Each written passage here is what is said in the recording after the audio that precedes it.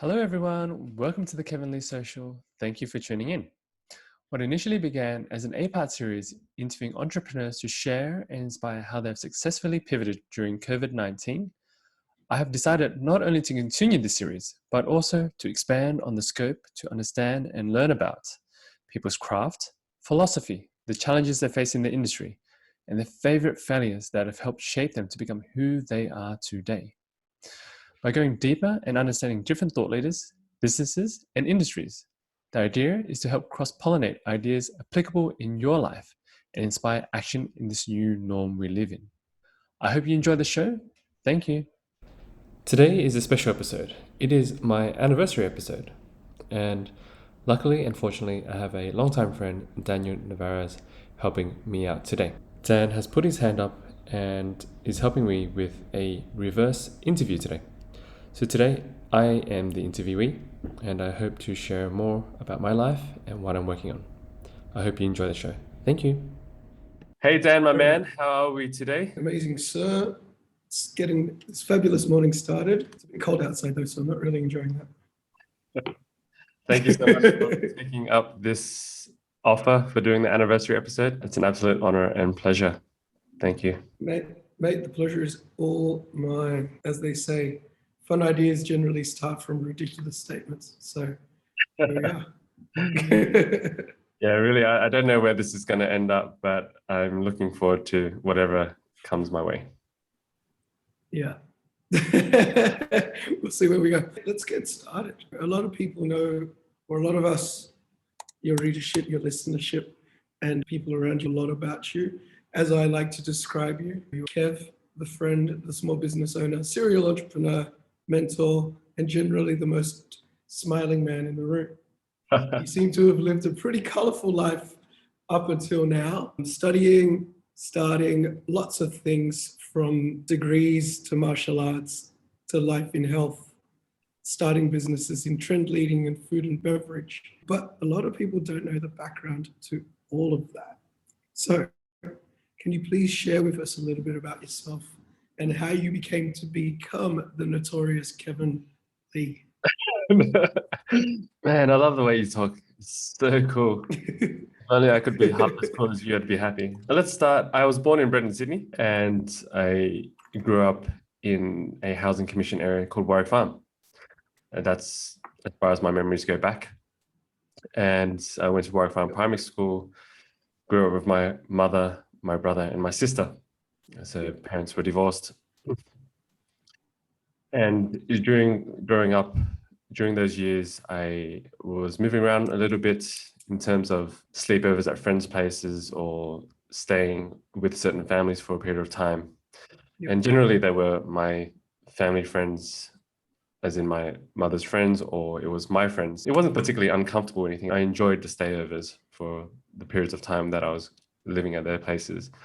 Taught me a lot because I hanged with Samoan families, Filipino families, Australian families, Chinese families, Vietnamese families, and each family taught me a different culture or understanding or way of life, which has always been interesting to me. I think it's given me that adaptability that I have now in my older years.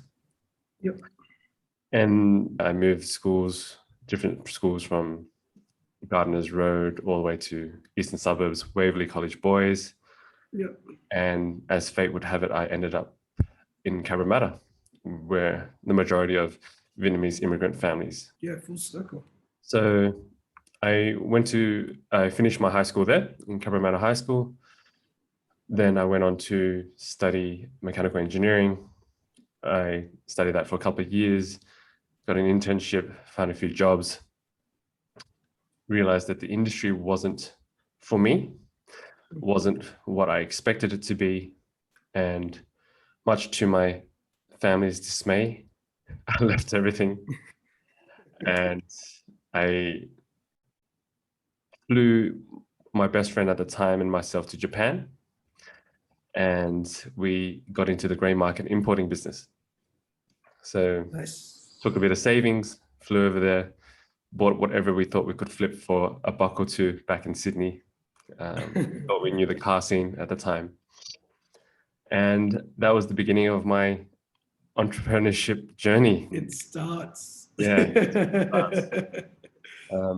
And that's where I met you a few years after that. So what started as a grey market importing business magically or unusually transformed into a design printing company.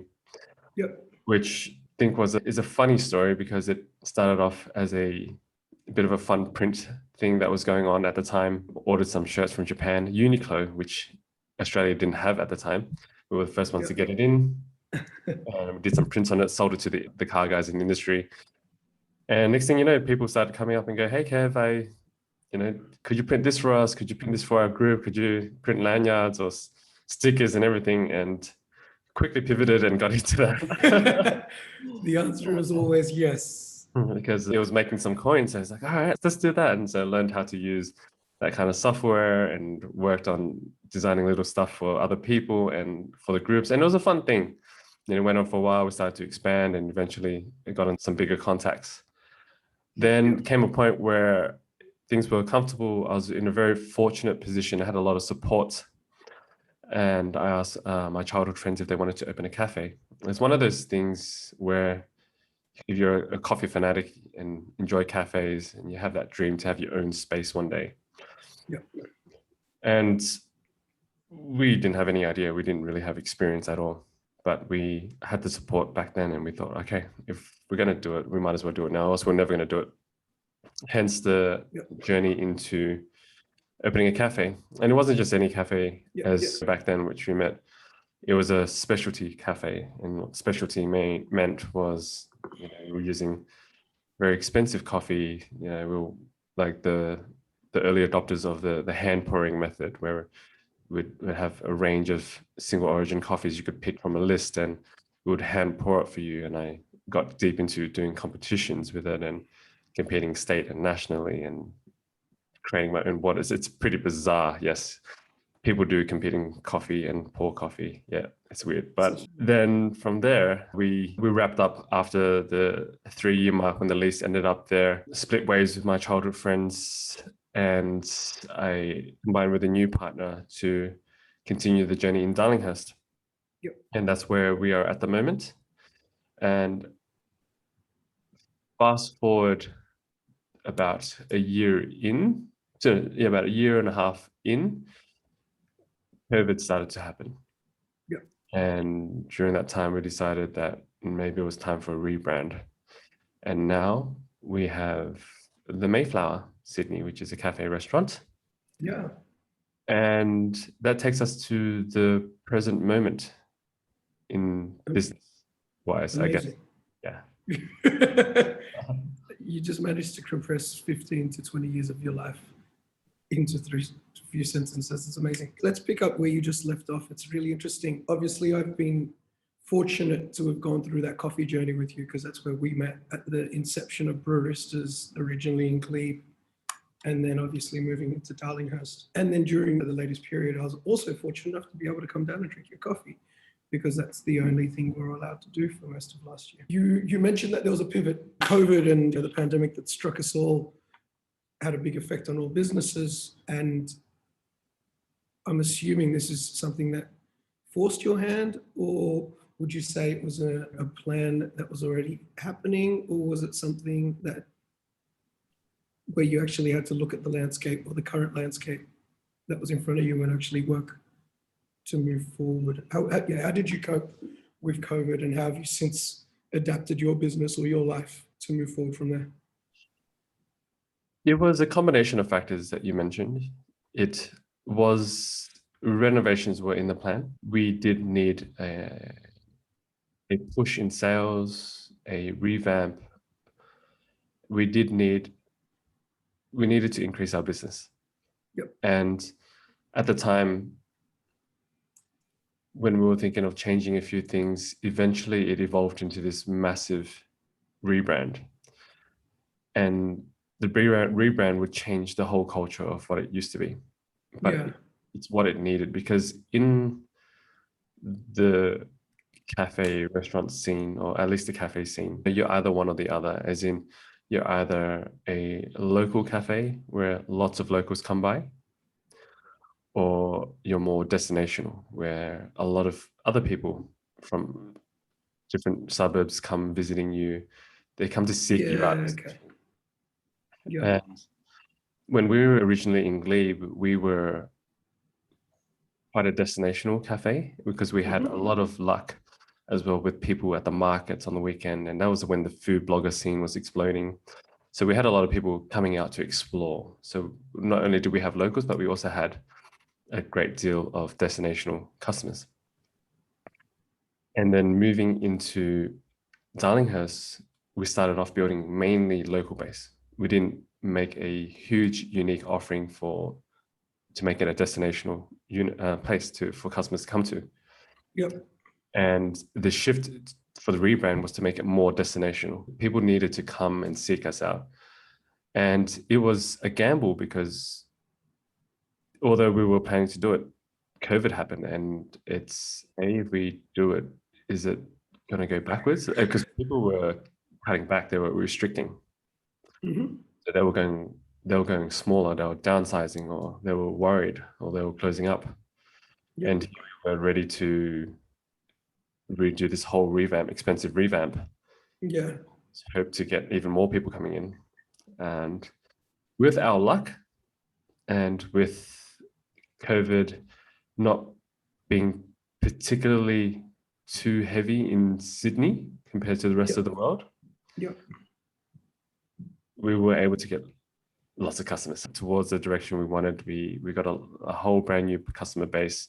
We did lose a lot of locals, which was a bit of a shame, but it is what it is when the locals are starting to have to wait because other people from other suburbs are coming in. I get it, they get sick of it, but we had to do what we had to do to make it work for us as well.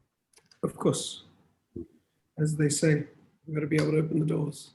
Yeah. That's all right. You can open next door next year. Mate, I was one of those guys, like I said, I'd pop in and get my coffee and I'd be able to see your face wearing our masks to make sure we were doing okay. So it's commendable that you've been able to step out of COVID. And like you mentioned, many businesses were closing around us, unfortunately. Losing locals happened everywhere. Some people were moving away. Thanks everyone that stayed. It was great. But yeah, it's really cool to see. Now, and that journey is wild. And I use the word fortunate, and I hope all the readers, all the listeners hear this, because I'm one of those guys that gets to literally talk to Kevin whenever I choose to, which is ridiculous. It's very selfish. But what I guess what I'm alluding to there is, segueing to the next step. Mate, your educational journey has been a long, and I'm assuming somewhat calculated. There's not many people in the world that I know that are as well read in the areas of self-wealth, self-health, the mindfulness space, and also in overall business workings. I don't really need to reach far to ask you for a book to read or a podcast to listen to, a quotable quote that'll get me along my way. Along the way, like pushing last year aside, what are some key lessons that you think you've learned through the growth of baristas, your overall life, your martial arts learnings, or the great import market scene? Wow, Dan, that's a loaded question, my friend. Let me see. Let me calculate how long that'll take to answer. About 2 years. Get started. I, growing up, was quite hungry to grow. Naturally, I think I wanted to learn more. I wanted to expand more. And I wanted to expand out of my shoes in the area I grew up in. And one of the ways that I realized that education was the way. And I guess one of the catalysts in my life is my mentor, Pauline Nguyen. She introduced me to the world of Tony Robbins, the world of spiritual entrepreneurship. She opened the gateway for me. And I would say that was probably about at least 6 or so years ago now. Yep. And once the floodgates were opened, it allowed me to continue to explore. And that's why you are a great person to talk to this about, because you've seen my journey from, I wouldn't say the beginning, but during my most important transitional phases. Yeah, interesting. When I first met Dan, I was powerlifting. I came across his website on a broadsheet article or something along those lines online. And I thought, man, I've got to go see this guy to get some Schmidt clothes. I need to get some custom clothes. And it was all about the wearing the nice clothes and driving the nice cars and having the latest and greatest in tech and all that kind of stuff. Yep. And I went to seek Dan at the time and obviously hooked me up. And the shameless plug is coming later for Dan. I'll hold that out until later. And essentially, I was very material based. I was highly driven by significance and certainty, which is not a very good combination. Understanding that my inner desires were driven by significance and certainty, I realized that was quite a vicious cycle. The need to be certain that I had things, the need to be certain that I was feeling significant. Mm-hmm. And that was something I learned from Six Human Needs from Tony Robbins. Pauline invited me to. Started at UPW, and then eventually we did the whole lot. We did Date with Destiny, we did Business Mastery Advance in Amsterdam. And we had traveled with other friends to explore and learn different modalities and all sorts of things. Yeah.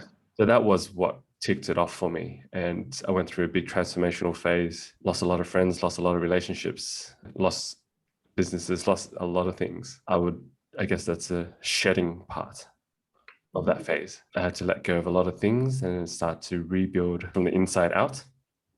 Beautiful. I realized there's a lot of things I need to work on. And if things were going to change and if my inner happiness was going to change, I had to work from the inside. Not that meant that I didn't continue to disappoint people or continue to make problems and challenges. I still did. I still disappointed many people and made many mistakes, probably till this day, and I probably will continue to do that. But I am working on it. I'm trying to become more aware of it and learn from my mistakes. Yeah. And so from there, the next shift started when I went to I wouldn't call it, you can call it like a festival, because Vishen Lakiani from Mind Valley called it a fest at the time. Okay. And it was a conference held in Greece. Yes. And I think at the time they were only taking in a limited amount of people, and you had to be a certain caliber of an entrepreneur to make it in. My mentors made it in. I didn't apply, but they gave me their +1. I wouldn't have made that. So you jumped the fence, basically. Yeah, I wouldn't have made it that way. A guy who owns a cafe gets in? Nah. And the theme at the time was called biohacking. Yes. And so this was about 5 years ago now. Yep. And it was an amazing event because during the day you'd meet all these change makers, all these amazing speakers who are now trending, very trending, like Dave Asprey, King of Biohacking, Dr. Mark Hyman, who's obviously very popular at the moment. Yep. And basically you could rub shoulders with them. You could sit at a lunch table with them, and they would speak at the front and then come sit next to you. It was a very close event in that sort of way. Wow. And man, they knew how to party. Like they held these conferences during the day, and they just did these massive takeover parties in the evening. And this was in Greece, man. This is amazing. Had such a great time. Like summer in Greece, biohacking sounds good to me. It was incredible. And coming back from that, a lot of things had shifted again. It's okay. So now I was really interested in the biohacking scene and started to learn more about, okay, how do you shift your health? And it's not just health, but it's also mental health and a variety of things. Yeah. So started off with a kind of self-development kind of journey into a biohacking scene. Started understanding the physiology a lot more, learning, going down these different rabbit holes.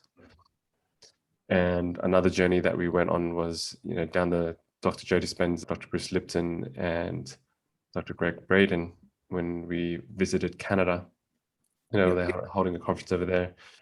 And that was a lot about bridging science and spirituality. And so that was another element again. So it was element to biohacking which is physiology, and now from physiology bridging into spirituality, but without the nonsense. It's a lot more broken down and in an understandable way. Yeah. And that has been a continued journey of mine over the past few years as well, down to developing habits of consistently reading and listening to all these, to keep my finger on the pulse of what's going through right now, because it's some pretty exciting times coming forward. And from there, as I developed a meditation course, if you like to call it, called Beyond Meditations. Yep. And you were there because you weren't busy enough, right? And you were there right from the beginning, Dan. You saw it, Yeah. what it was. It was downstairs at the little cafe, and I was sharing with a couple of locals. And now, fast forward, we're running at least 3 classes a week. Yeah. We've got trained teachers, we've got a space, and it's pretty incredible. Totally. So that's where the learning journey came about. Yeah, beautiful. Mate, you said one thing, and I'm going to lead there because it just stuck with me. Spiritual entrepreneurship. It's a term I've never heard you use before, weirdly enough, because we talk about this often. The word entrepreneur generally leads everyone to just think big money, fast money, try and take over the world kind of thinking and business. And spirituality is obviously something that a lot of people are afraid to touch on because they worry that automatically means religion. You seem to talk about this space a lot and champion it in your own life. And I can tell just by the way you speak about it and how passionate you are that it's created a change, a significant change. Guys, when I met Kev, like he alluded to, he was a power lifter going on pushing for nationals and was quite competitive and really good at it. But then when he disappeared from my life for a couple of years, he came back and I said, mate, what happened to you? He'd lost like 15, 20 kilos. and it was a different person. Now I know what happened. He went to Greece, found a new different crew, and completely changed his life in a good way, in a really good way. But again, apart from like changing your behaviors a little bit and impacting the way your business runs and the way you think with your workers and all that, what kind of positive impacts has this had on you, breaking from the significancy and the material and the certainty and then now being a lot more vision focused? What has this educational journey done for you, do you think, as an overall? With the spiritual entrepreneurship, that is all accredited to Pauline. She coined that term and she wrote a book about it, which I highly recommend to people, The Way of the Spiritual Entrepreneur, which I'll put in the show notes for everyone. Of course. And how that has changed in the way I do things, quickly alluding to the weight losing factor. It was it was a combination of things, right? Stop powerlifting, getting into yoga, changing the foods that I was eating. It's a lot less inflammation. And that just gutted my weight so quickly. Yeah, well. Because when I was powerlifting, I was losing a lot of mobility, so stiff all the time, and I was eating in ginormous amounts of food, and I was in constant food comas and stuff like that. And it just wasn't the way to continue life. You shouldn't be living that way day to day for that way. So although I was strong, it was not a very healthy lifestyle for me at the time. And so moving forward, how things have shifted for me in the way that I look at life is I've become a lot more less competitive. Okay. And it's not less competitive in the way that I've lost drive to create or find purpose. Yep. It's losing the want to be the best in a certain field. Like I don't have the desire to feel significant in that particular space because I don't need it. I don't feel like I do need it anymore. For me now, things have shifted more about, I still set some pretty high bar goals for myself, and I still want to go for some pretty incredible places and achieve amazing things. but it's not so much about the shiny star that I'm after in particular. At the Yeah. moment, I've noticed that the journey and the process is a lot more important for me. The friendships I make along the way, like yourself, and connections and the people.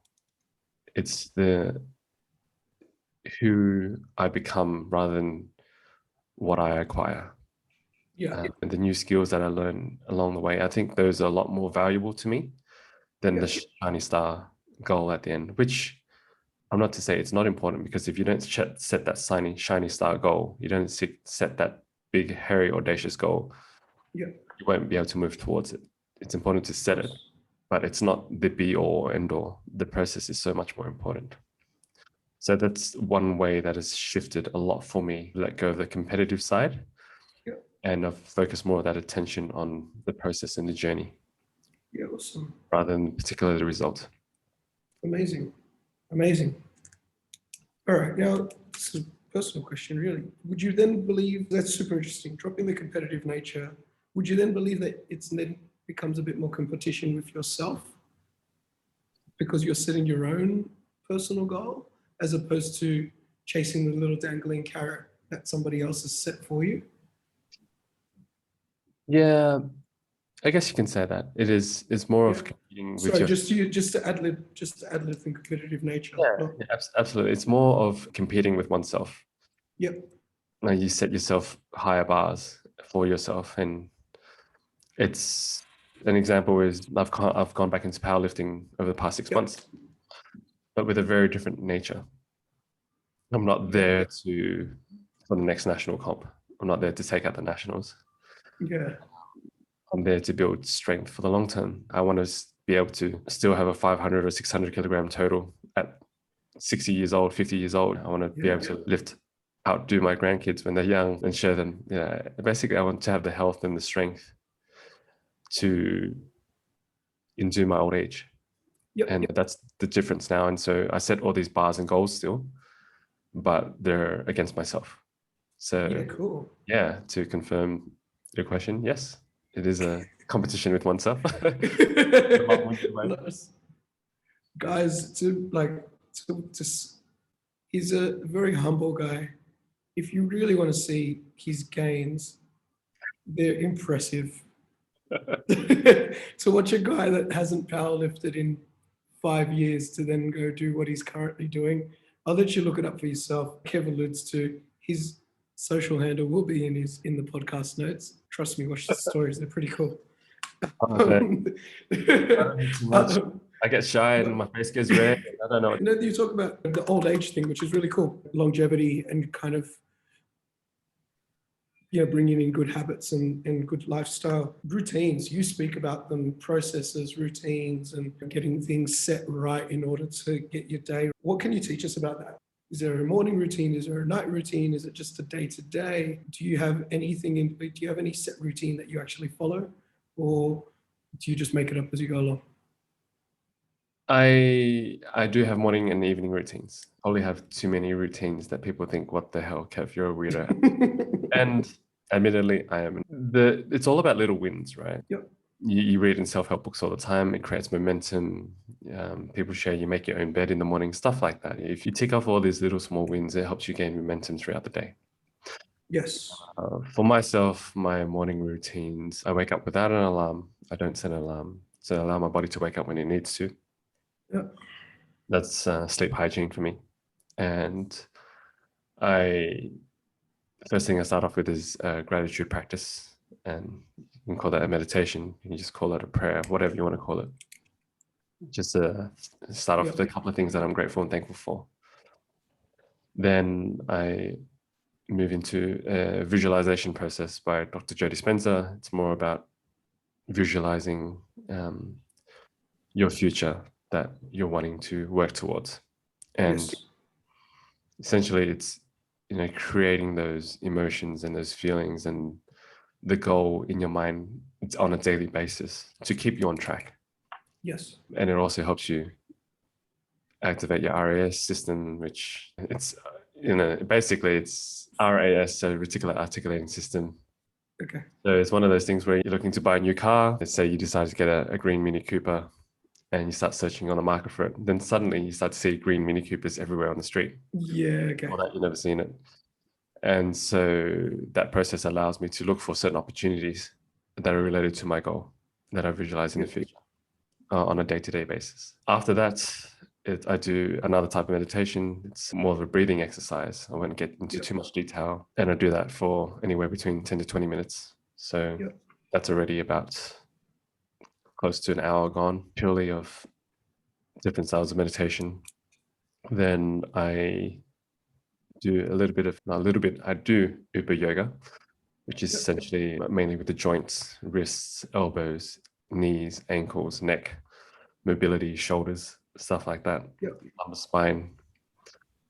It helps prime my body for the day without excessive exercise. And then I have 3 week picks, sometimes 4, depends on how that with a bit of honey and some regular milk. And that's my morning start. Oh, actually, I skipped one part. I do a bit of reading as well. So I have a morning book and an evening book. And so I read a few pages of that in the morning. Okay. And then off to the races. That's my morning routine. Evening routine. I'm exhausted just thinking about your morning. Geez. Evening routine, I tend to take actually now that I think about it, evening routine, I normally take a warm shower, which means in the morning I take a cold shower. That's the other thing. In the evening, I take a warm shower, helps me warm up the body, so it allows it to cool down, helps me sleep. Yeah. I use the Theragun, which is this amazing massaging percussion gun tool that everyone should get onto. It helps me loosen up my muscles from the weightlifting in the day. Yeah. Are you training every day? I'm training 4 times a week at the moment. Yeah, okay, cool. Nice. And after Theragun, I'll do 5 minutes of Duolingo. So I'm trying to learn Korean at the moment. It's a great app to learn a new language. It gamifies the whole learning language process. And then I'll do some reading of another book.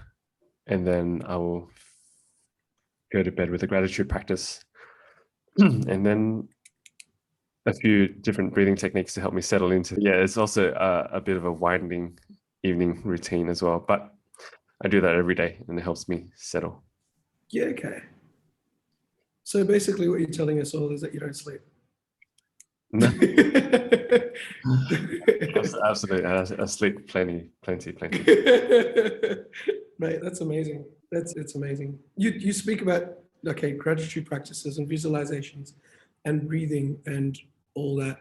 You alluded to it earlier, how this became part of your practice after your time going to Greece and then doing some research and then moving in and starting beyond meditations. I want to touch on this because this is a space where we spend a lot of time together. You champion it, and I've been fortunate, felt the benefits of said practices. I made the statement at family dinner last night, and I said, guys, you got to try breathing. It's really good for you. And everyone started laughing because if we don't breathe, it's important, right? What can you tell? In less than 90 seconds, what can you tell us about the breathing and your meditation practices and your great gratitude and visualizations? 90 seconds? But I'll try. or is this a follow-up? Is this a follow-up podcast? The breathwork has been coming onto the scene quite a lot lately. One of my good friends, Brian Lai, was one of the first Wim Hof instructors in Australia. Now he's taking that movement into Hong Kong. And cool. The Wim Hof scene is quite big here. He's come over to Australia a couple of times. I've seen him. I've done his courses. So it's have a listen to that podcast, guys. It's really interesting. Yeah, Brian Lai, definitely check out the podcast I did with him. He's a very fascinating guy. Always learning lots from him as well. Yeah. And breathwork is a way that Brian shares that it supercharges meditation. It is a gateway into spirituality. It helps you tap into a state that traditionally would take you a lot longer to tap into without the breathwork. Yep. It allows you to go deep. And so using breathwork, combining it with meditations and visualizations, as we do at Beyond Meditations, a curated practice over years of learning and experience, Yes. is allows anyone and everyone to drop into a space that is unique for everyone. Yeah. Okay. For some, it might be simply a bliss out, relaxing state. Yep. For some, it might be more of an inquiry or understanding, and for some, it might be a piece that they're working to resolve. Yep. So everyone deals with their own problems differently, and everyone Yes. experiences that experience differently as well. And Yeah. I started that off, and so that's your 90-second pitch. But now You can't stop, guys. Like I'm telling you, we've spoken days about this stuff. It's cool. to continue to riff on that is that you were there right from the beginning when I curated it all. I'd said, Dan, I put something together where you come check it out. You came down. Right. Guys, I'm going to interrupt right here just for a second. Sorry. Kevin's forever making suggestions to me, and I don't know what in this world told me just to listen to him. So whenever he's like, hey, Dan, let's read this book, I'm like, yeah, sure. Sounds like a good idea. Hey, Dan, go like, jump into this puddle of water. Yeah, that sounds good. He's never asked me to do that, by the way. But when he called me one day and said, hey, Dan, do you want to try this?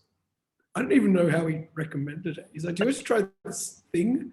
I'm like, sure, what is it? Meditation. And that's all I knew. But I knew that he couldn't possibly be leading me astray. So I was fortunate enough to start on day one of this, or day one of the second part of this journey. Sorry, Kevin. No. Oh, good. And it has been a journey, hasn't it, Dan? It's been Yeah. very interesting because we went from getting a couple of locals on board and them coming on a weekly basis to practice once a week, to that becoming a bit of a tight community of an open space for people to share what they're going through, or because meditation and breathwork allows you to open up a lot more. And then when you have a sacred space like that, everyone is a lot more open to sharing their experiences and what they're going through, and it became a really tight-knit community. And then COVID hit, and Yeah, that's right. you weren't allowed to. We had to move everything online, and we were quite fortunate. We did still have people coming online, and we had some newcomers that we became friends with until now that have stuck with us online. And at the time, also another group that came online was a seniors group. I do the practice with them every Monday night, and it's a beautiful piece. And I love connecting with them. They're so funny. The older you get, the less filters you have. It's amazing. And we'll have that conversation offline. And then as COVID started to ease off, an opportunity came up with our good friend Cara. She helped us with a space at the Nest in Redfern. Mm-hmm. And ever since we've placed it there, somehow the algorithms on Eventbrite just skyrocketed, and we've been back to back. And I think that's the proof of market validation for me. Yeah, okay. That this practice works. It wasn't a short process. It was 2 years in the making. Yeah. It wasn't sudden. Yeah. It had been on Eventbrite. 10,000 hours?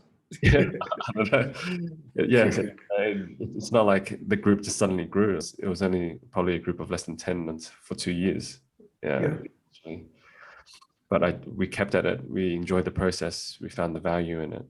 And now we're oversubscribed on a weekly basis. We've had to expand classes. Yeah. People come once, twice, and then they call their friends, and then it fills up that class. We have to get a new class. So it's been an incredible journey in that, making that impact. But it's given me even more purpose to dive further into the mental health space. Yep. Yeah. Amazing, mate. That last word is perfect. You alluded to providing a meditation space during COVID, which I believe was extremely important. We're talking about a period, I think all of the listenership will agree, that really challenged our mental spaces and our own self-belief and the way that we were living, apart from moving into my next question. But thank you for allowing people to have a space where they could think mentally and really open up their minds. And more importantly, provide a coping mechanism, because those online classes were pretty cool. I know I wasn't missing one now. It's interesting though, watching people meditate in their lounge rooms. It's like, is that person lying on the floor? It's pretty cool. You mentioned purpose. So, purpose is a thing we speak about a lot, goal setting purpose, or you speak about a lot. You speak about it in your work and in the different projects that you're working on, and you speak about it in mindfulness practice. So I'm going to segue into what's coming up, because Kevin doesn't stand still for more than about 15 minutes. You turn your back and he's like, oh yeah, I got this new project started. You're like, seriously? Like, how? Tell me a little bit. And you just alluded to the fact that Beyond Meditations is growing and there's more people doing their thing. Plus you've got the cafe, plus you've got the restaurants. What's up? What's coming up? What are you excited about in moving into the second part of this year? What's 2021 got in line for you?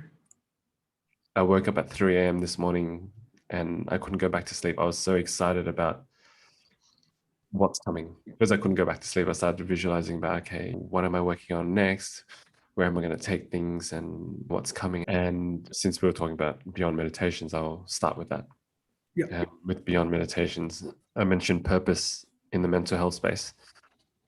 And I'm a part of different neuroscience communities online, and I've connected with some amazing people recently, and I'm starting to understand the depth and the impact of everything. And we did talk about COVID and how a lot of people are going through anxiety, depression, and a lot of trauma at the moment. And we're very lucky in Sydney at the moment compared to other places around the world. But PTSD... Just in our backyard, man, even... Yeah, exactly. But PTSD comes after this, it ends, and it hasn't ended yet. We actually don't know where it's going to end. No. So the next couple of years is going to be very challenging for a lot of people, a lot of things that they need to deal with mentally. And I want to be in that space to help them. And one way, a moonshot that I've shared with you recently, is that I want to get into the tech startup space in that mental health industry. Look, it's a big shot, but if I can digitize it, gamify it, and democratize it, it would be a big game changer for a lot of people. It's going to be a wearable headband / app space. Yes. I won't share too much about it because it's still in the making, but that's something I'm really excited about working on over the next 5 to 10 years for sure. You heard it first here, people. Watch this space. The Mayflower is expanding this year. We've been in very fortunate positions. I have an amazing business partner who's helped me out and taught me so much through the process. We are expanding into the gallery / dining space, so museum. We've collaborated with some amazing artists. That I won't reveal here. Yes. We're opening up a new shop in St. Leonard's on the north side of Sydney. And we're going to have an installation of art projects there. And even I myself will be collaborating with a few artists working on some projection mapping. So amazing. You heard it here first. Check it out. Oh, yeah, Kevin's not only a food and beverage expert, he's now an artist. I'll throw that term very lightly. It's only a beginning journey for me, but I'm really finding that process interesting. Amazing. Something I want to work towards building over time. Negotiations in Melbourne, we're looking to possibly expand in another space over there. But look, it's all to come. And so let's start with the new space in St. Leonard's that we're really excited about. Up and coming, should be ready in early August, I reckon. Cool. So real soon. So yeah, at the time of this recording is June, so it's not too far away. Yeah, mate, that's exciting. That's super exciting. So food and art in one space. Yeah, I think that's something quite unique Sydney has yet to see. So. Yeah, that's right. It seems to align with spirituality and experiential eating, I'm assuming. Yeah. Knowing you, it'll have one of those elements in there. So, mate, that sounds super exciting. Let's jazz this up, man. Like, we're sitting here again. I can talk to you for years, but we've got to get a bit of energy inside us. Man, you said it just then, like, you have a 5-year plan, you got a 10-year plan. Something tells me you got a 50-year plan. I used to joke. I once asked this, and my response was, "Mate, I haven't got a 5-minute plan." Like, so, but I know you asked this question to your other guys, so I'm going to ask it to you. If you could send one single line of SMS text to yourself 5 years ago, what would it be? This is always a challenging one, even for. And I know No, you're the one that asks it. I was like, oh, this is going to be interesting. I'm going to steal a line from Sadhguru. He said, "Life is about the richness of experience and the impact of your activity." And that would be the only line. Okay. And that to me grounds me a lot about, again, referring back to the process, the journey, Yes. and about purpose, making an impact. So that ties it up for me. Cool. I got nothing. Like I said, I stole that from Sadhguru, so it's not. I steal everything from everyone. It's never my original work. That's the thing. So, side notes, guys. What do they say? Imitation is the greatest form of flattery.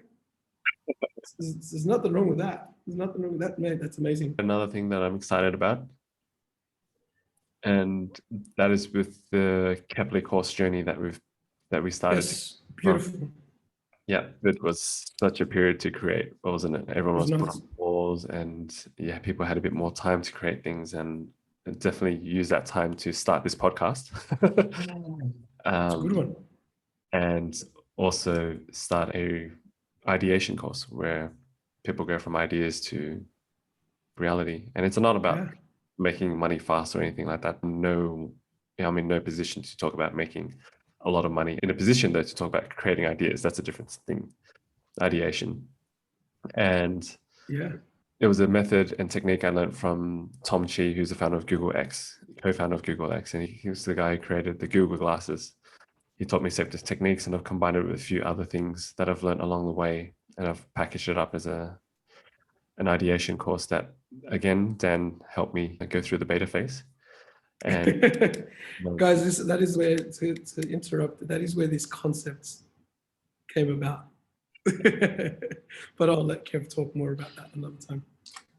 And so it's been such a great journey. It's gone through a couple of reiterations, and now we're moving on to the next few cohorts. I'm excited about releasing some new courses within those cohorts as well. It's an exciting space.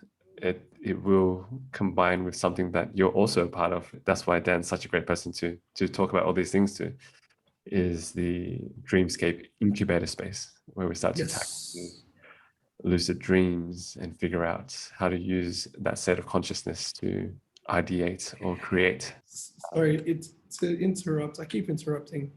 For our readership or Kevin's readership or listenership, these words and these statements that we said that are used, if you're not aware of them, sometimes come off as a bit weird.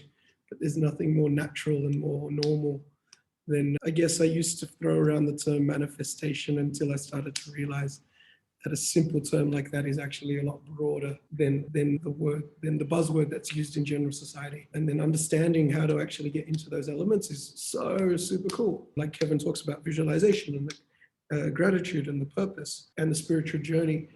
They literally can only need to take up 5 minutes of your time a day, which could just mean instead of being upset, you put a smile on your face, or you give Kevin a call and he actually says, "Hey man," and then all of a sudden you're smiling again because the guy's got a pleasant voice, or whatever it may be. It's really interesting hearing you talk about those things, because obviously now you're trying to bring these teachings, this course that you're saying, I'm assuming that you're trying to bring these teachings to the wider society or to more people.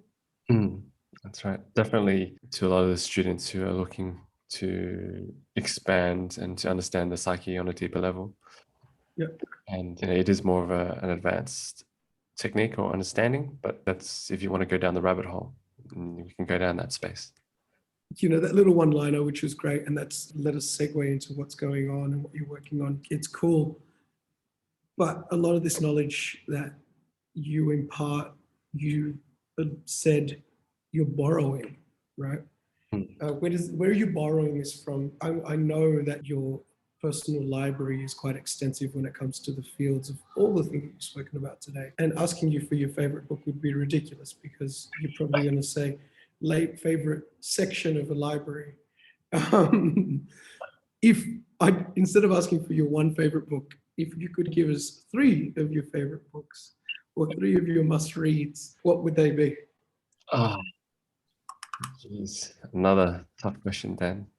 I got time to compute and compile 3 favorite books. One would be Awareness by Anthony DeMello.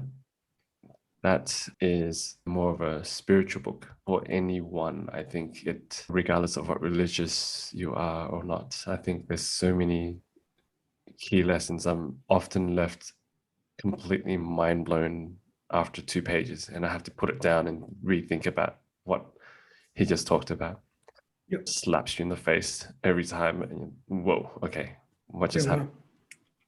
That'd be one. Another book would be The Way of the Superior Man by David Data. That's was recommended to me by a good friend, Christopher Sellers, who I hope he's listening to this podcast as well, 7 times. Don't take every single detail as fact. It's just a great... I was about to say that. The male and female psyche. It's an interesting read. And I think Pauline has made such an impact on my life. I'd like to recommend her book, and that would give people a good start and insight into understanding on that entrepreneurship journey, that it isn't all about the material. It isn't all about what you gain one after another. And there's a lot more depth to it. So I would highly recommend it. Yeah, cool. Mate, on that word, I've been meaning to ask you, I was asked this question last night. So it's now part of my to ask questions. And Sure. we've been using that term entrepreneur a lot through this conversation. It's used a lot in day-to-day society. What would you, and now you're talking about being an artist or delving into the world of art and that kind of belief, which I'm sure 10 years ago wasn't in your life per se. Not at all. What do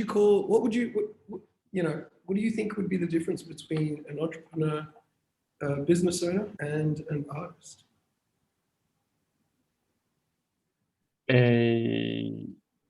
They're all 3 very different hats, but they're all required to work together to make something happen.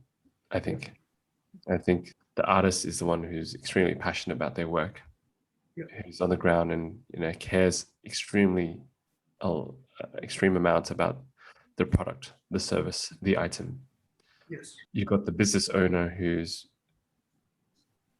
technically probably more involved in the day-to-day type business of running the business. The management side of things, the human resources side of things, staff and people. And then the entrepreneur who is probably less emotionally involved with the other side of things, but is more about distribution, connection, expansion. And probably more about the money side. If I was to separate those 3 roles into 3 different things. Can you be all of them? I think. Or can someone be all of them? Sorry, this isn't a direct question. Everyone starts off as being all of them. But it's also quite a challenge to do all 3 and expand at a rapid rate, or all 3. I think there's only so much of you that can go around and do things.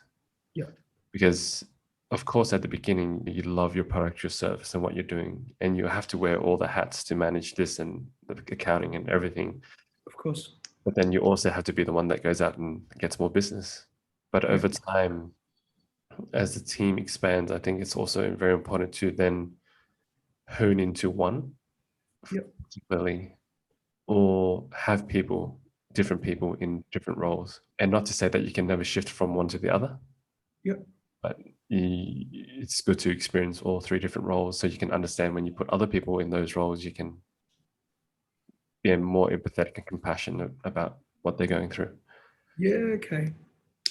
Cool. And you spoke about it before. Obviously, there's a letting go process, which you've spoken about, that you've gone through spiritually and mentally and through your practice. Now you've alluded to it again in letting go or shedding roles, I'm assuming, I guess would be the easiest way I'd describe it. How did you go through that process from being the budding young business owner to then the expanding dude to then where we are now? It is an absolute challenge because, at the beginning, my ego was a big part of the way. Like I wanted to be everything. I wouldn't let go of the product because it had to be the coffee had to be at a specific level, but I also I wanted to manage the people, but then I also wanted to try to expand it. Yes. But at the time when the team gets bigger and you realize that you're not being very efficient at all. And as an entrepreneur yourself, you can attest that we are the cap of our own business. The reason why it isn't where it is not because of anything else but yourself. 100%. You want it to be 10x, you have to be 10x.